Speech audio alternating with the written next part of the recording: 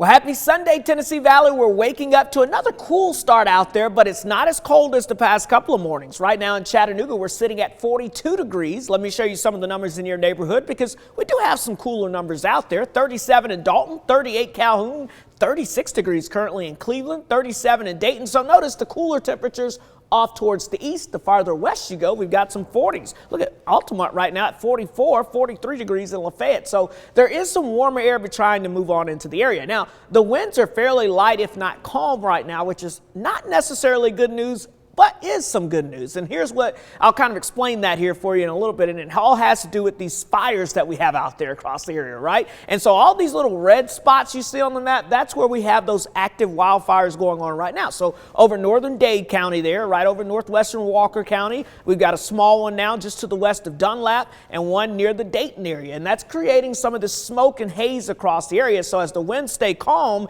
it doesn't allow for that smoke and haze to really move anywhere. So the air is very stagnant, and that gives you some bad air quality. Now, it's very localized, specifically over portions of Walker and Catoosa County where we have those wildfires ongoing, but still you can see over the area at times you will notice a little smoke and haze out there. Now, we're of course seeing these wildfires because it's so dry, and it has been a dry fall season so far. In fact, for the month of November right now, we're 5 days in and we have almost a half-inch rainfall deficit for the month already. That's not great news at all. For the fall season, almost an 8-inch rainfall deficit, and for the year in total, over 7 inches. And of course, September and October was the driest months on record, the two driest months on record consecutively, and you can almost see that. I just plotted out the rainfall totals here for the entire year. You can see January, February, March, April. We're doing great all the way through the summer, which is typically a dry period for us. And then September, October, it just dropped right off the scale there. And November, of course, we haven't seen anything. So we desperately need some rainfall. When you get a situation like that, this is what we basically call a flash drought because it happens so quickly. And all of a sudden, most of the Tennessee Valley is now under that extreme category for the drought monitor. Notice it only goes up one category from here, and that's exceptional. So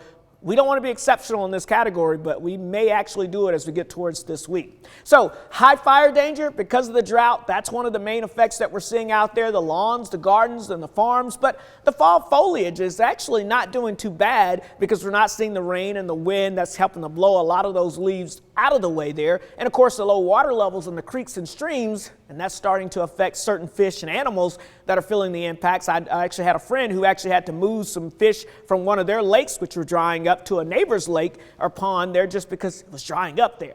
Speaking of the fall foliage effects, though, I want to show you some amazing color. This was right here, thanks courtesy of our own Calvin Sneed, who sent this in. He was doing some bridge hunting, of course, and he was out there in the Lynn Cove area showing us some of this beautiful color showing up still out there. So the weather is cooperating for this.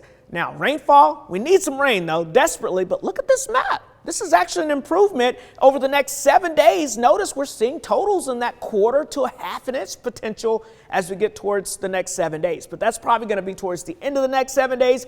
I wouldn't get too excited about it yet, but hey, it is something that is looking a little more promising. And beyond that, maybe a more active southern branch of the jet stream, which could mean a little wetter pattern for us. The other thing we're going to be watching as this high pressure slides to the east, that warm southerly flow kicks in, and that's going to pump in some very warm air. We're talking near record high temperatures as we get towards the week here. So 77 is what I'm forecasting on Monday. I think that Monday record is safe, but Tuesday I'm forecasting 80, the record 80 that was set actually just last year. And even on Wednesday, I'm forecasting 81. The record is 84 there. So that just lets you know it's going to be very warm in the coming days. Here's your Storm Alert 7-day forecast. And as you can see, a very warm trend heading our way. So folks, no Arctic air in this 7-day forecast. We've got temperatures near record highs by Tuesday and Wednesday.